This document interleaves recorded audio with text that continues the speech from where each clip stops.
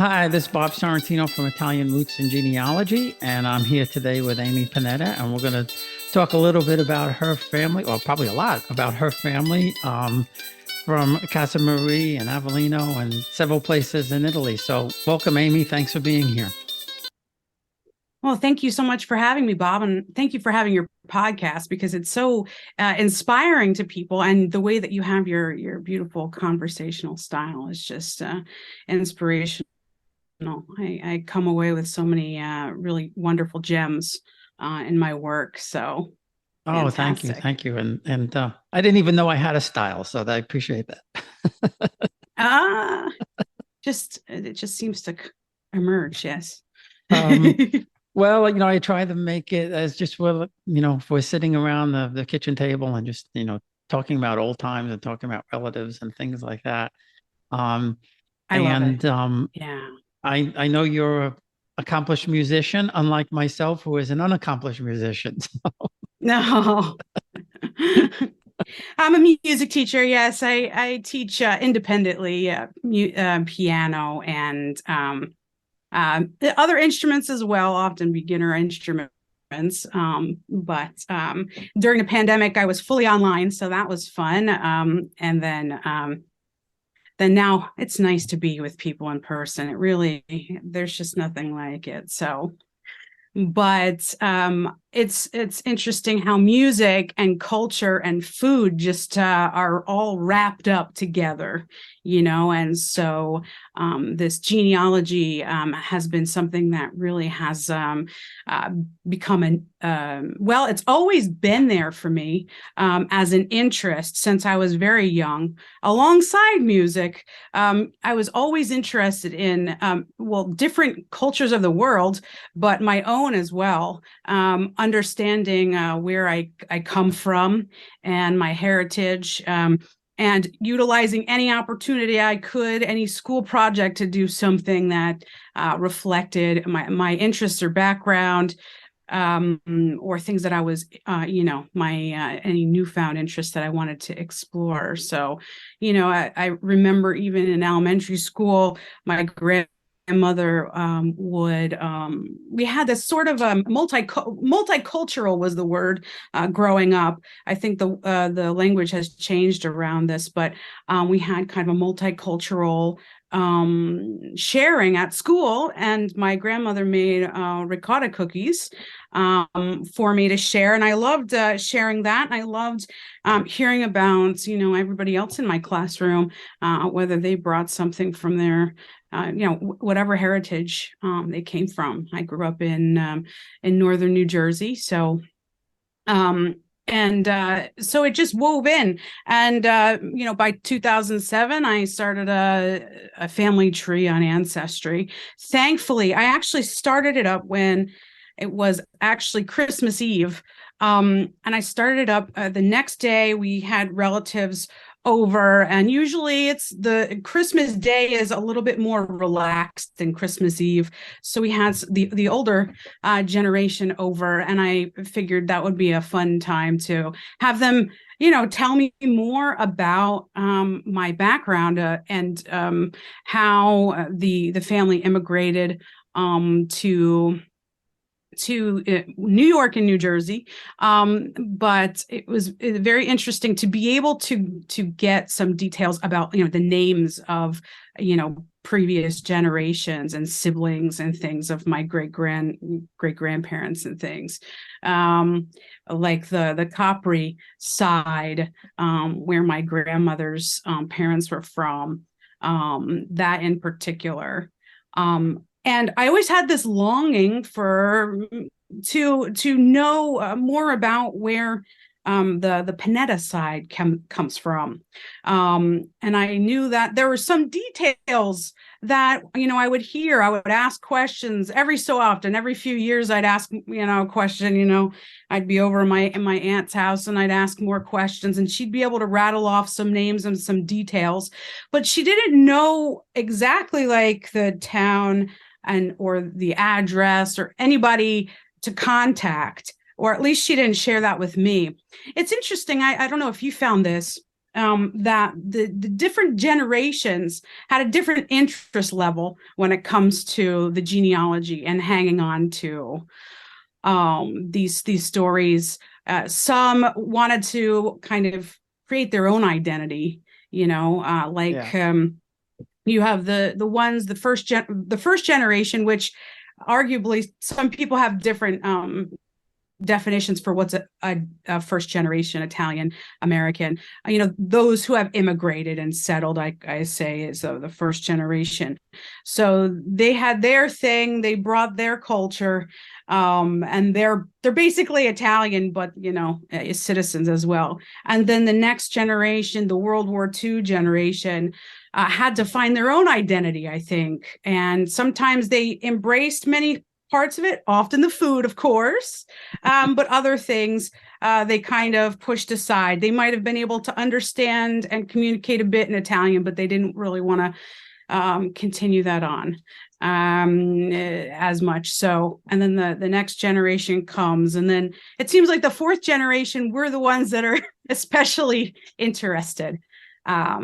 And the generation before, more nostalgia. Did you find that? It's almost like it skipped a generation almost. I think you're right. Yeah. I grew up with my grandparents were born in Italy and came over. Some of my aunts and uncles from both my parents were born in Italy. So I grew up hearing the language, constantly. Yeah. And still, firsthand from the the generation, but I didn't think, I was small and I didn't think to ask anybody about Italy and what it was like and things like that. But I think you're right. I think probably towards the end of my generation and going into the next one, it kind of got lost, and now there seems to be a resurgence. In fact, I see people on Facebook asking, they want to give their kids Italian names again. Yeah. Where my generation, it was Robert and John and, things like that. Exactly. Yeah. There is I feel that there is a safety now and it's kind of stylish Italy is beautiful. It's beautiful to travel there, beautiful food, beautiful culture. So it's something that people are really embracing. And the World War II generation, and I love that series on PBS, the Italian American series, and it really made me realize that the World War II kind of generation to go and fight in World War II was like an initiation in a way to American to being considered a real American. All right, they're part of it now. The interesting thing about that was. And I still have my mom's mother and father, their alien registration card, almost like an enemy alien. And they had to have an ID card with their photo and everything. And they were in their 60s. Wow. Yeah. And what's funny about it is that, initially at the start of the war, the Italians really weren't being considered that much for service and things like that. But then they had to take that stigma off because they needed all these Italian Americans to go fight. So it changed pretty quick where they did away with that whole registration because, take my uncles. I had 4 uncles that served in the war at one time. And I think it would have been hard pressed for the government to draft these Italian Americans into the service if they were saying their parents were some kind of, enemy aliens. Right. Yeah, that's a good point. And the German Americans really didn't have that stigma as much as the Italian Americans, surprisingly. Because I think they were here longer. Interesting. Right. Exactly. They did come earlier. Exactly. For your background, were your relatives settled? Did they have their citizenship, or they must have been considered enemy aliens if they had a special card? Is that right? Yeah. The only one who wasn't considered was my father's dad, who naturalized in 1939. So he was an American citizen, but my grandmother was not. Okay. So she had to have a card. Oh, wow. My mom's parents never became citizens. Okay. And they both had to have the this alien registration Wow. card.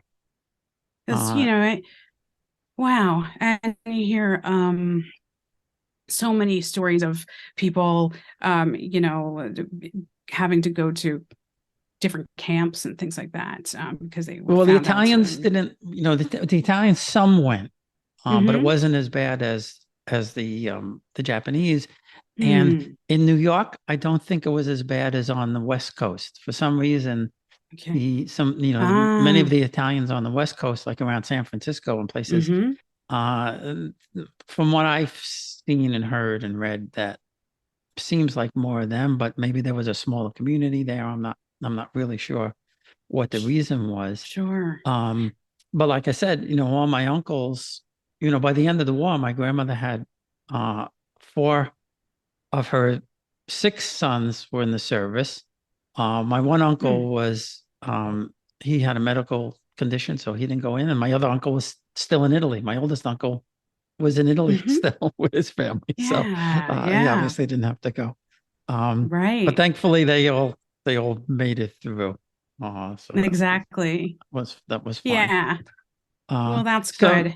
so now what, doing your research, what interesting facts and things have you found out about your family? We'll be right back. Experience Italy like never before, traveling with a scheduled group or create your own bespoke tour with friends with philitaly.com. Pack your bags and follow Phil.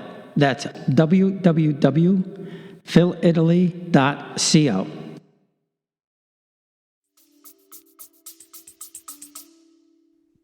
There are a lot of interesting things when we're talking about like this sort of fourth generation, sometimes the third generation too, just a sort of a circling back, a nostalgia for the past, and then coming to what it was 2007 where I did my tree, and then I, like a lot of people, I think, hit a brick wall because they're like, okay, I found out my some information, but they're not able to go further than what is in the United States, the records that are found in the United States.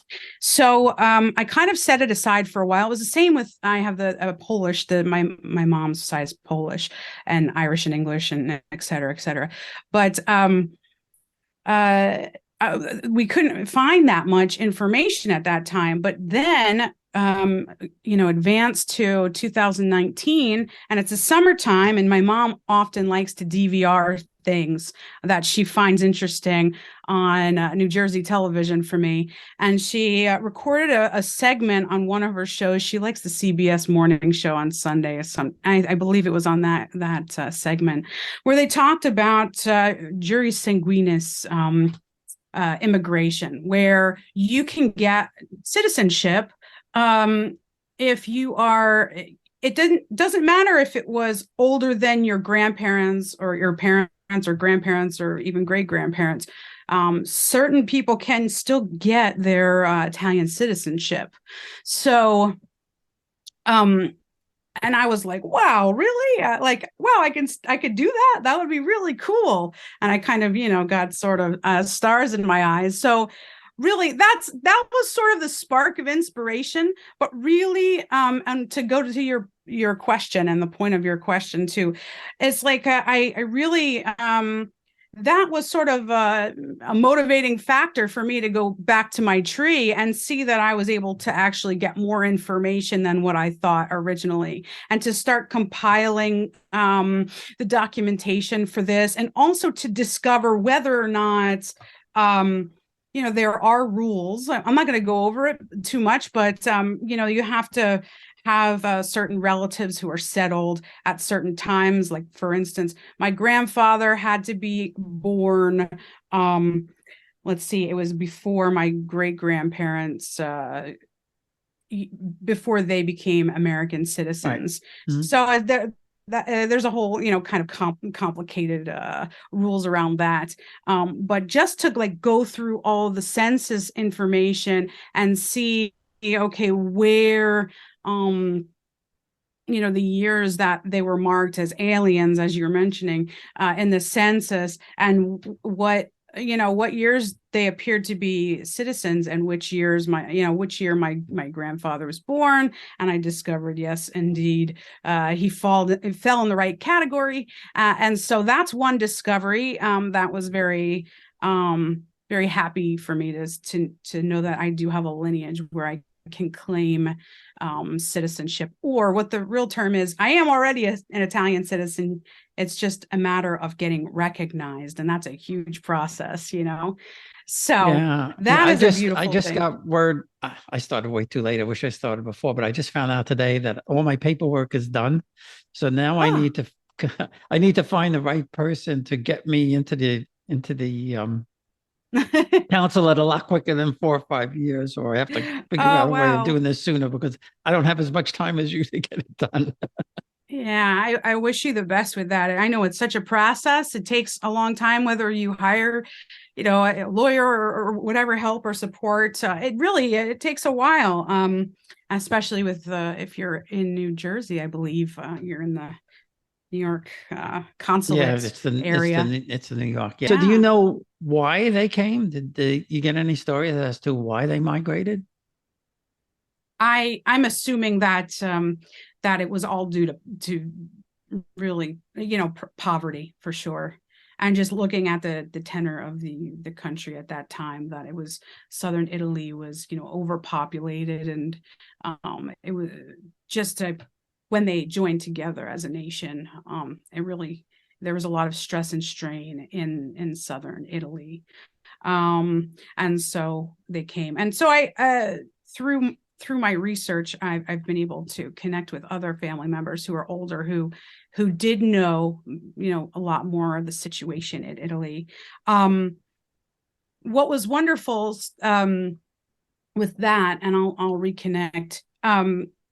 When I did all this research, I started doing this research, I really got really involved with it. And I went down rabbit hole after rabbit hole. And a lot of people who are listening probably can relate to this, like, staying up all night, like researching, because it's really fun. It's really engaging. It was a really fun activity to do, especially like during COVID, and actually even before that for me, just getting really involved and engaged. And there's this, this really pretty much lifelong dream to be able to contact a living relative who lives in Italy still. And so I was able to do that. And I did some research. So basically the whole inspiration for this research was that in original spark was the immigration idea, but then to be able to dig into it and now see that there's records on Antenati, that things are being digitized at a record pace that we've never seen before. I know some people are still waiting on certain things, but still, it's an encouraging time where people can connect to their relatives, better than ever with Facebook and everything else.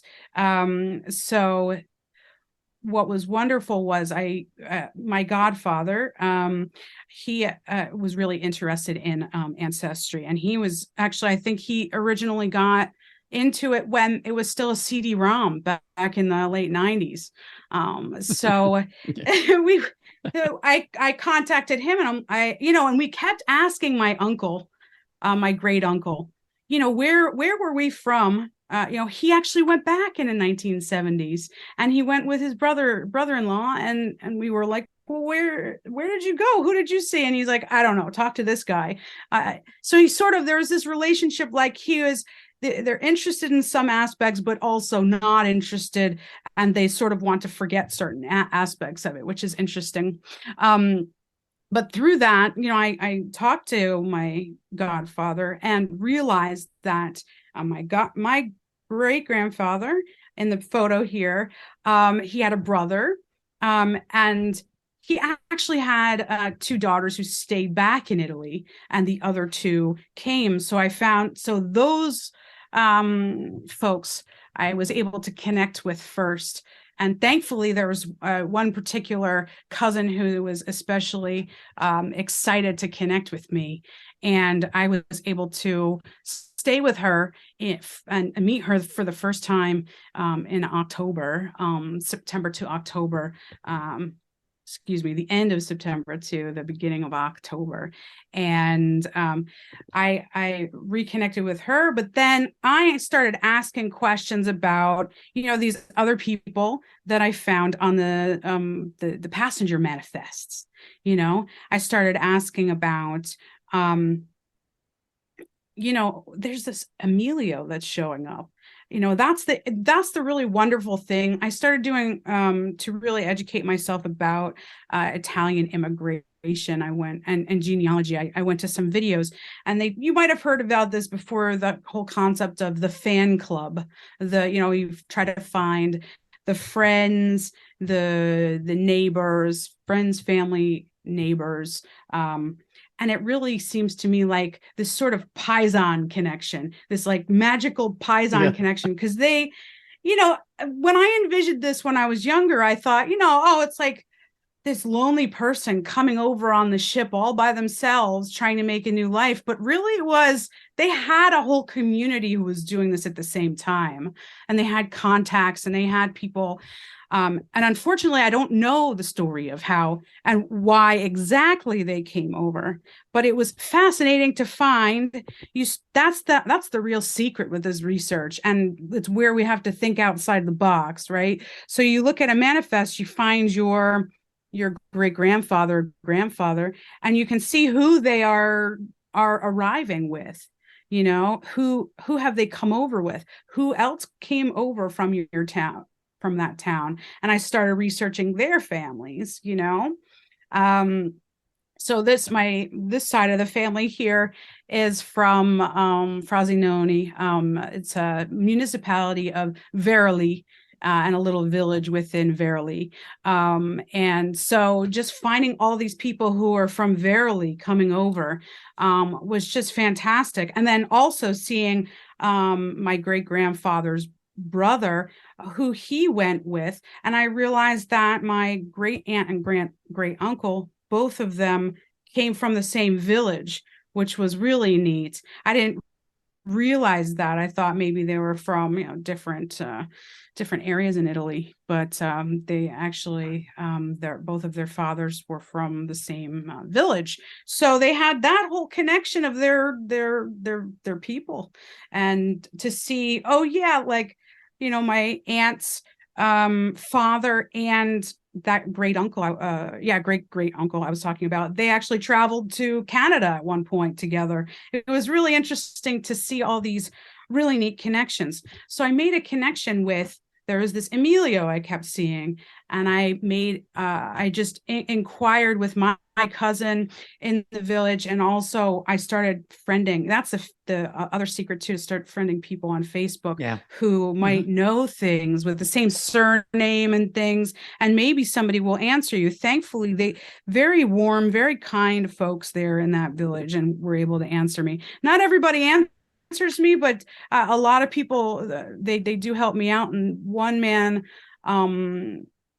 he really gave me some information and was able to tell me a lot about my Emilio side. And then people started friending me on Facebook, and I connected with a man, and he was able to shed some light on the harshness, the poverty that they faced. And his mother was her name is Anna, and she apparently, so this area, it's outside of Rome, about a couple hours, and it's known as La Ciociaria. It's kind of like this. It's kind of carved out of the mountains, and it basically makes up Frosinone.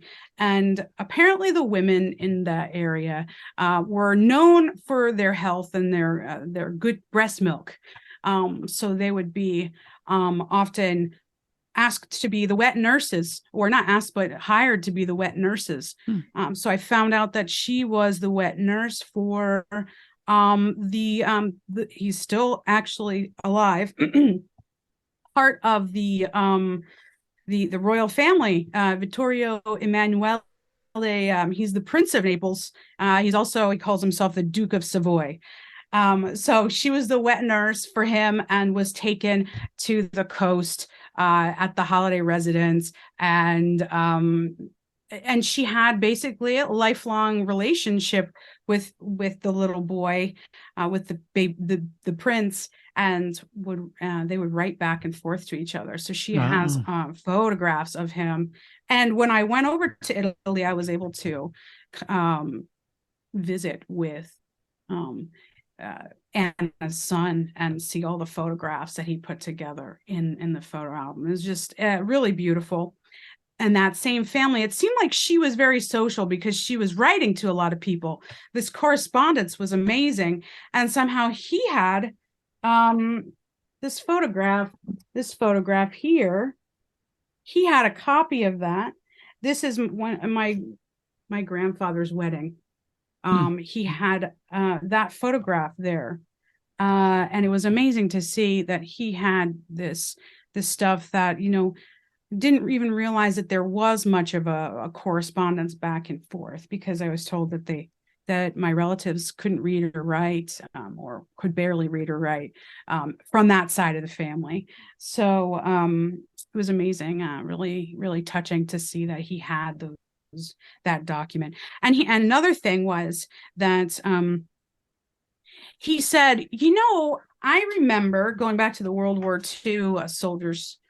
He's like, I remember on my aunt's in her home that she had displayed, it looked like the front page of a newspaper and the font like the New York Times.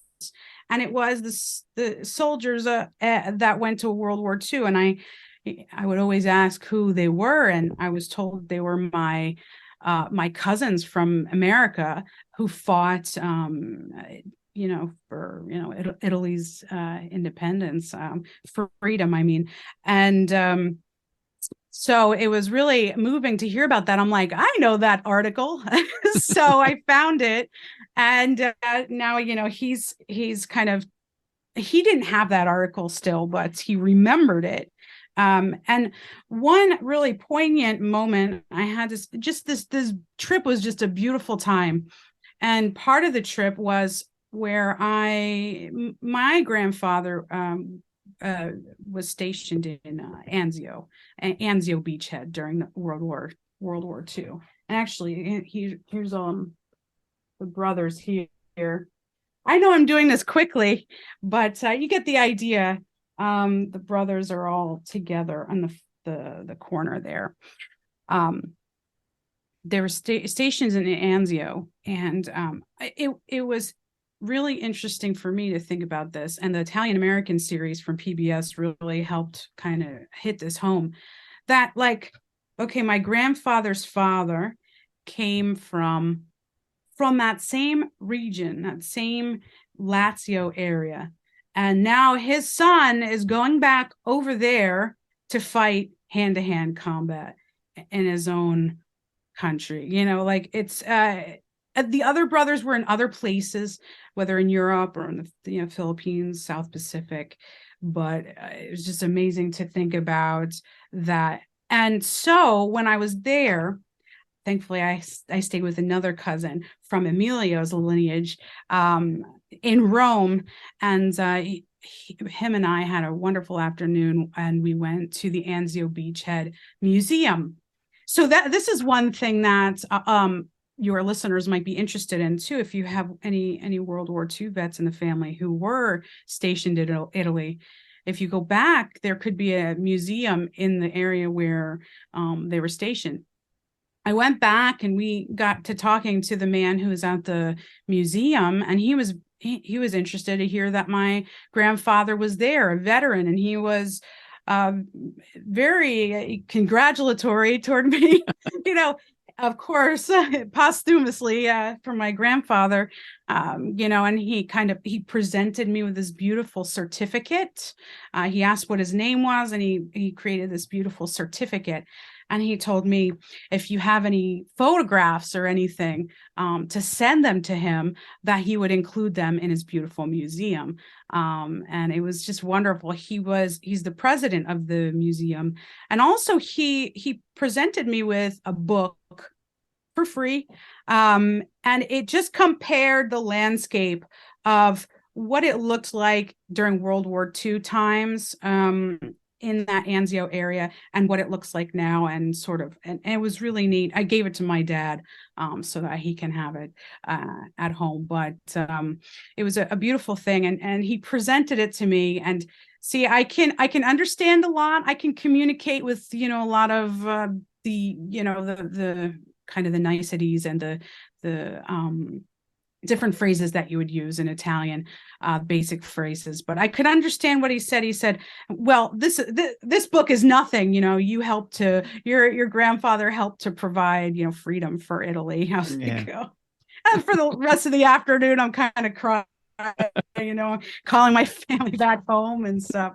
So it was really a beautiful time to be there.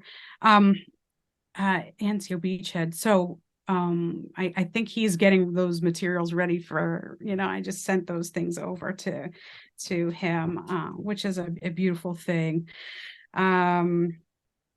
So a lot of these experiences are very special, and to reconnect with living relatives, that's something that's I'm passionate about. And I see, especially in your group too, that people are really interested in reconnecting with living relatives. And that's something that I do. I've been so moved by this experience with genealogy that I'm working toward my board certification as a genealogist. I do have a background in research with cultural research as an ethnomusicologist, as well as a music teacher. And so that's something that I've started helping people with. And it's a really beautiful thing. Have you ever reconnected or connected with any living relatives? Well, yeah, I am, and I didn't know up until, I don't know, maybe 5 or 6 years now, maybe a little more. I didn't know that I had anybody over there. And I think, Facebook has its issues, but it's certainly a great tool to be able to find people around the world. That's for sure. And one of the very first that I connected with, my mom's family, maybe distant. I haven't really been able to find anybody there, but and most of her family had come over. My father's family, from his father's side, only my grandfather's brother had come over. They had a sister who was a nun over there, and another brother, at least one more brother, over there. And my grandmother, I didn't know if she had brothers, sister. I didn't know anything. Didn't know nobody ever talked about her or anything like that.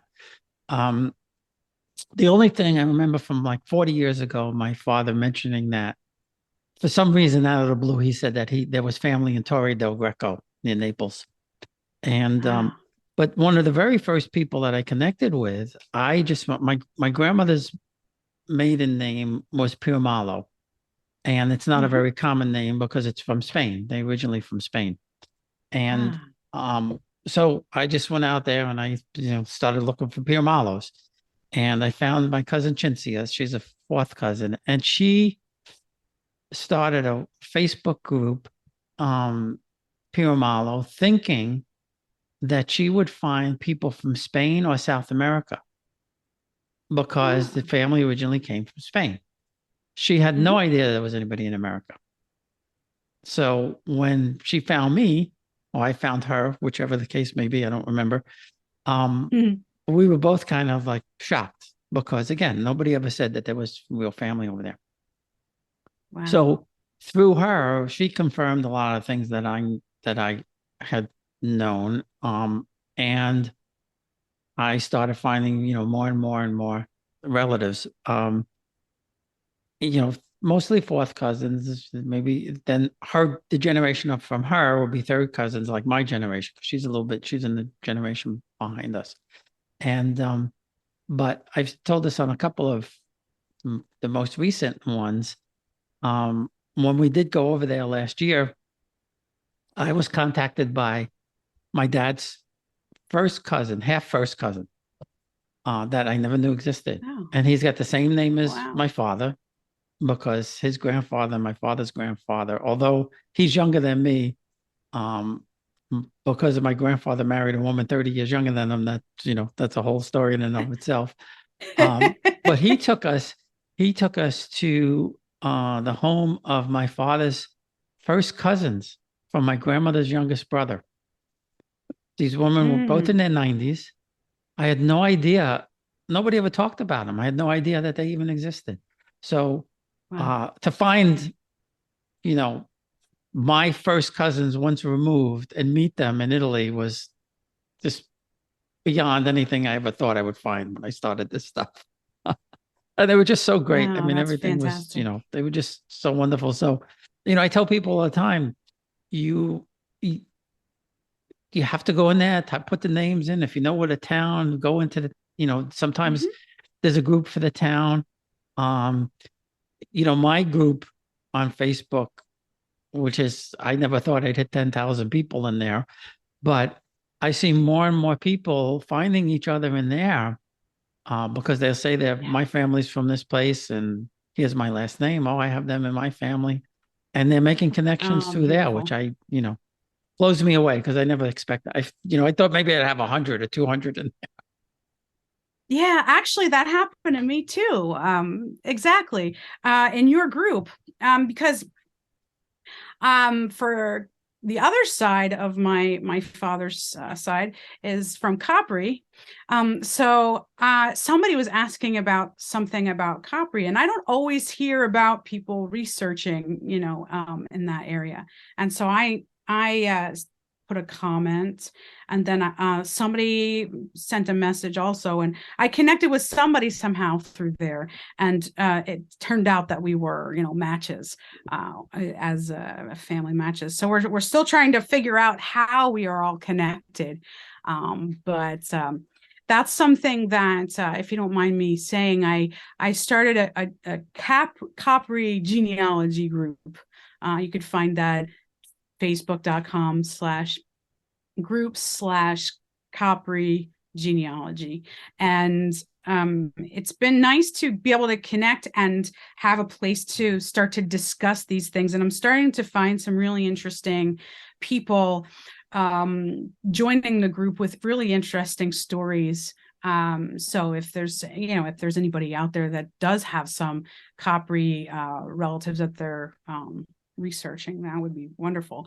That's the thing, the Capri part of it. Now, with the citizenship, of course, it's easier and to go with the male lineage to gain the citizenship or the recognition of the citizenship. So my other great grandparents from Capri, they actually, when my great grandfather brought over my great grandmother, they came to the United States and they were already citizens.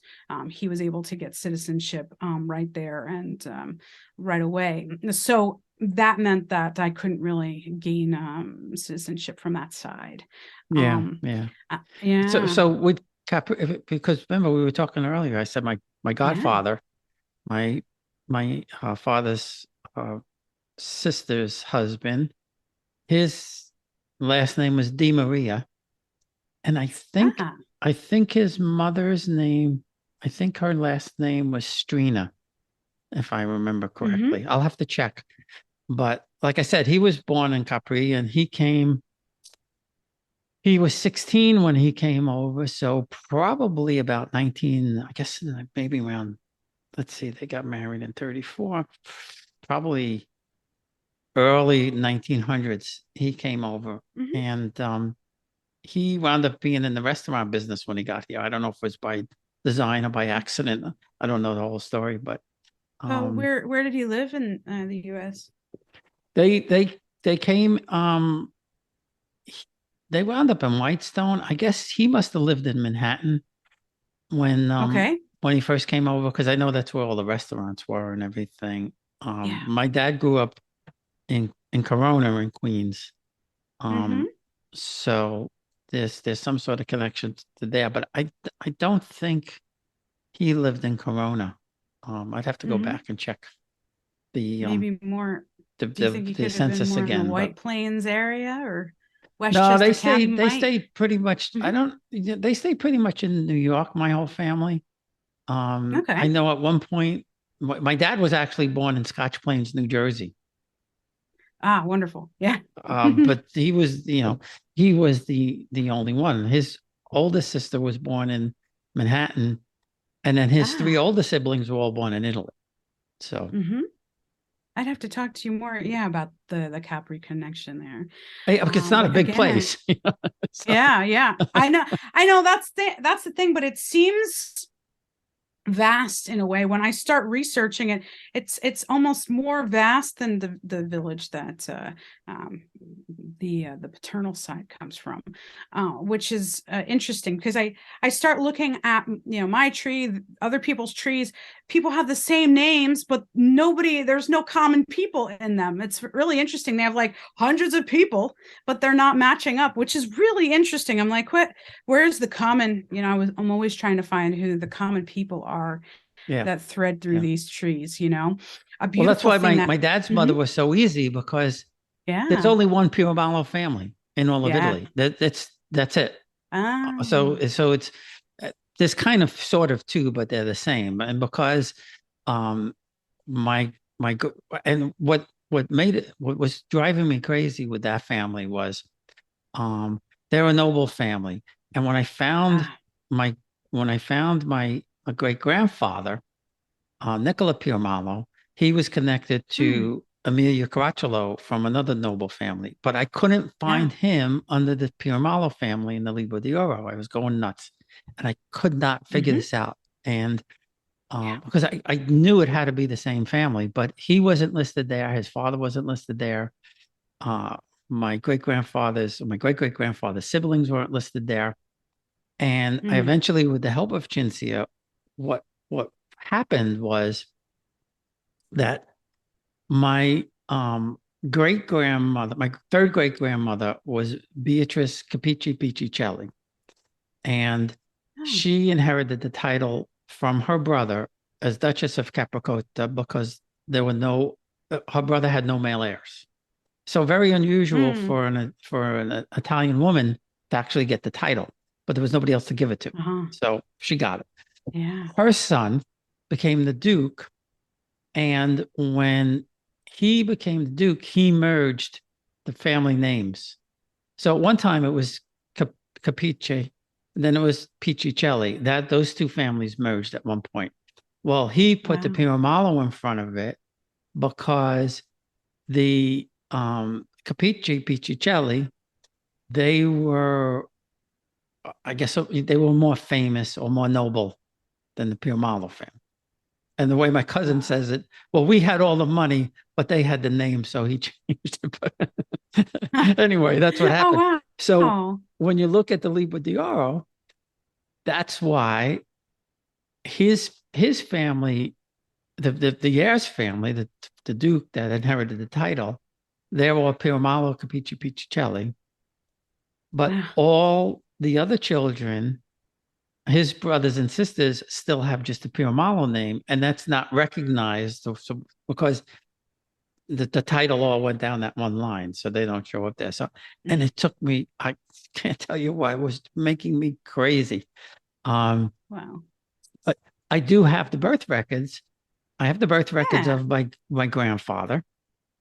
I Hmm. have his father's birth record showing that he's the son of the Duchess and the Count, but they don't show up on the nobility under this family because of the way they changed the names. And when I said Sure. to Chintzia, she said, "Yes, that's the way it did, but we're the real family." And they The had story. Yeah. and they had from what I could from what with her help, what I've been able to put together is my third great grandfather owned at least 5 or 6 homes throughout Calabria, Naples, Sicily. And this, some of them are still there. Unfortunately, I don't own any of them, but we Yeah. did go to a couple. Yeah, we did see a couple. Oh, Um, so nice to go there. Yeah. It's a and I'll tell beautiful you thing one there. funny story. When we went to the one in uh, outside of Naples, in Mesa di Soma, it's now like, I guess it's like an apartment type of thing. The palazzo has all been split up. But the crest is still in the ceiling and on the floor and all that. And they brought me into this courtyard and they said, look up, you see that second floor balcony or window?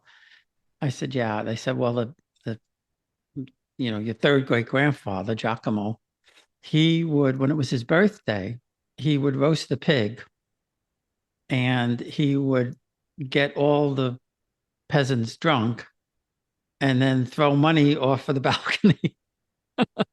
Oh, wow.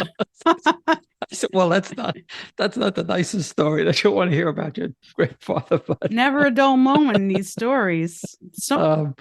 but So many juicy stories. Yeah, like that. Yeah. Wow. and so through them, I've been able to trace back to 30, 40 noble families in Italy. Wow. And that's what's in my book, the stories of some of these families, and talk about juicy. And the reason I did it was because we know about the nobility and the royalty and Spain and Italy, not Italy, Germany, and England and France. But nobody realized, people don't understand that up until 1860, Italy was all these little fiefdoms and dukedoms, and who was fighting who and who was marrying who and who was poisoning who. And so when I went through the list of these people, I think it's the Orsini family that there's in my line, there were 5 great grandfathers who all were the justice of the certain town or area. And the justice was basically the guy who would sign the death penalty. And it was the son, the father, the grandfather, the great father, for 5 generations. It was like almost like the family business that these guys were the chief executioners for this town. Wow. Now, my mother's family comes from farmers in Torito Bari. And, I kept going through those records, and it was a farmer, farmhand, seamstress, farmer, seamstress, farmhand. And then finally I found like one of them going back into like, maybe 1700 something, 1780 or something like that. He was like a forest ranger. And I was like, oh, finally somebody in this family did something other than being a farmer. Yeah. Yeah, it really is. It's very interesting. And then it just opens the door to start to research, well, what was that culture like in my great grandfather's village, or that area, region, La Chocheria, the traditions that are part of that area, which is just fantastic. I started kind of getting into that. I keep holding this up. This is my own personal copy. Actually, a cousin of mine printed this up for me. But it was a project I put together, how my great grandparents, this set of great grandparents, how they immigrated to the United States. And it was wonderful. I put it together for Christmas of 2021 for my relatives. And then I had to like revise it 6 times over the rest year, because all of a sudden different things changed, and all of a sudden people were out of the woodwork came and told me some very interesting stories, how it's related to different people. Or one thing that was really wonderful to find out was that everybody in my dad's, like a lot of the Italian folks in my dad's town growing up in New Jersey, they could probably all be related to each other in some particular way, whether by blood or by marriage, really. A lot of people married to each other. And I'm not suggesting incest here, but I'm saying that, like, this person married this person, but this person is my great grandfather, and this person is this, and they're all kind of connected within that family. So it's interesting to know that my great grandfather, his cousins came to the town, and then one particular cousin, a descendant of let's see, he would have been the son of so he'd be a second generation. His name is Muzzy Mazzoni, and he actually is a very a drummer, very very fine drummer. He passed away in Las Vegas. He worked with Gene Krupa and Tommy Oh, wow. Dorsey. He even constructed his own drums, his own custom drums. And I've actually, even through that, just the lineage of, he also was a well-known music teacher in that area, and connecting with his old students was really interesting, because people would be in these public groups on Facebook talking about him, and it's just fantastic. So it's really interesting, these connections, and also realizing that a lot of the Italians, like I said, were actually connected in some way. It makes me feel like that there's just this larger community than just my family. And I love the way that they lived. It's a sad thing. They spent about 100 years in this particular town in New Jersey, and it's they all lived on the same streets, and could walk and see each other. And I realize, there's such a change, and why I do this work too is that there's such a change in society. And my generation, or me personally in my family, it's the first generation where we didn't live in close proximity to our other generations. Yep. Grandparents could you walk to the corner store and see your grandparent or aunt or uncle or cousin. My mom grew up in Jersey City, and she was living in the same building as her grandparents or aunts and uncles and things like that. So they're right there. And so to be in a separate town, and my grandmother was 7 miles away or so, or 7 minutes away by car, but it's still, it's a big change, I think. So our lifestyle has changed so drastically in the last, 50 years, that there are so many things about the memories that people hold now that are really precious. And I just try to engage with people as much as possible and get, as many stories and information that I can, because things are changing so rapidly that it's just never going to be the same again, Yeah. Well, that's this, a few of us older guys, because, my parents' generation is pretty much gone, and, there's, a bunch of us now are trying to preserve as much of that as we can. And that's why when I was talking in the pre-interview, that I'm trying to put this Ken Burns style type of thing together with people who, if they have movies from the 30s, 40s, 50s, and 60s, and if you're listening, get in touch with me if you have it, to try and put something together like that to show how we grew up. Because, some of those things about the Italians and things are great, but a lot of it focuses around, Frank Sinatra and Joe DiMaggio and those people. It doesn't show the regular families like us. And to your point, I spent every Sunday at my grandmother's, every Sunday and Thursday, because my mother used to take care of my grandmother on Thursdays. Yeah. So it was her turn.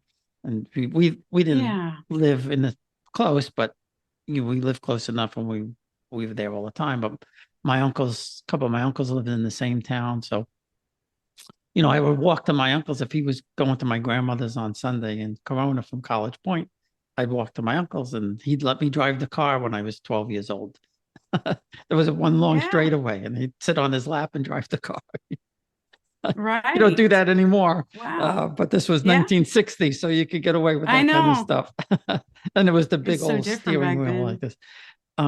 But so, that's what I want to try and preserve, is to show people, not necessarily, Italian parades or things like that, but just that, I have my parents' wedding on film, and my other friend Tommy has his parents from 1939 on film, to just show that we were assimilating, but we still had our own culture, so that's the goal. I hope it works out, but we'll have to see. Right. I really do feel like, Italian American culture, and it could be different in whatever city region in the U.S. or wherever else in diasporas all over the world. But there is really a specific culture that things were changed and morphed in so many different ways, but we do things differently here in North America, a little bit differently. I have a friend now in Australia through something that I'm working on, and it's not that much different in Australia. Calabrese Australians are like Calabrese Americans. It's isn't that funny. interesting? Yes, and finding those commonalities, really wonderful, because there's still that tie back to that the culture and the Yes. dialect and all of that kind of stuff, that brings me reminds me of that feeling I felt going back to my great grandfather's village, that feeling of home, that it's like the root of the family was there. It's indescribable and like really precious to be able to have that feeling of rootedness that I felt like I was almost searching for, like seeking my whole life, just that feeling of, wow, okay, I get it now. I don't have to feel like I'm floating around.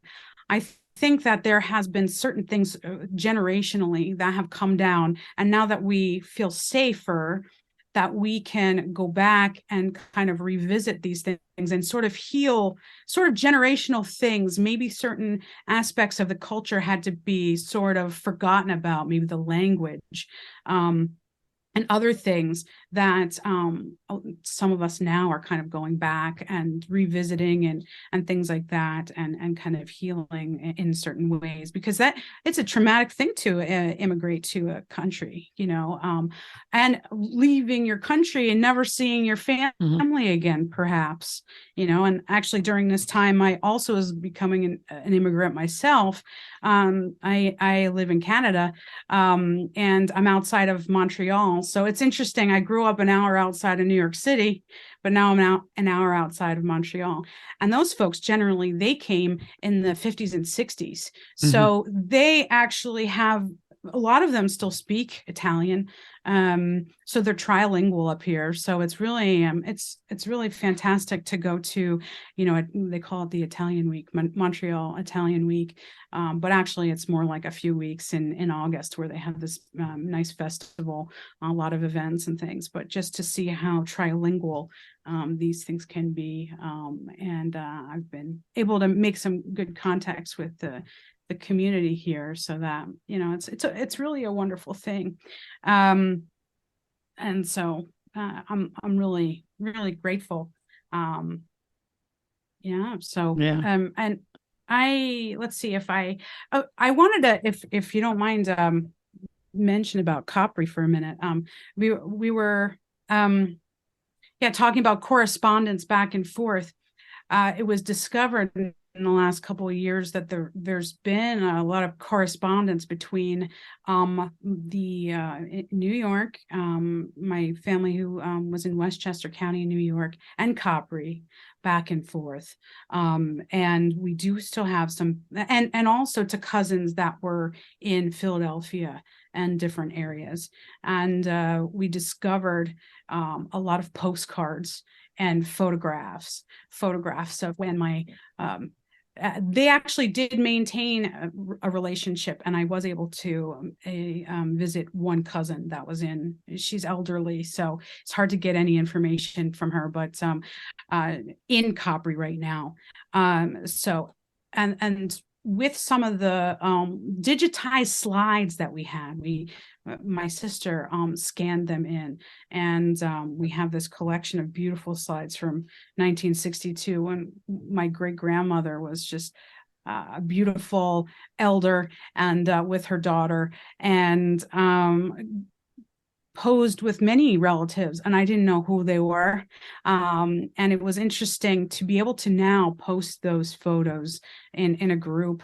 I did it very discreetly, just one or two of them, to see what would happen in one particular group, and people were able to recognize. Oh wow, that's some cool. of them. Yeah, it was just, and the one man is still alive that was a sailor, and really. It's a very beautiful thing, and And It's- that's one thing that I'm really, trying to work on, that Capri lineage. No, because it's yeah. great to get those photos. And the same thing with me when we came back from Italy. My cousin Nicola went through some of his mom's stuff and sent me photographs of my grandmother's brothers that I had never seen before. So that's really, really cool. Thank you very much. Yeah. All right. This was a Thank wonderful time to be together. Mhm. Yes, absolutely. Hi, everyone. This is Bob Sorrentino, just letting you know that my new book, Farmers and Nobles, is now available for sale on www.italiangenealogy.blog/Farmers and Nobles, or you can find the link in the podcast notes. Thanks for listening.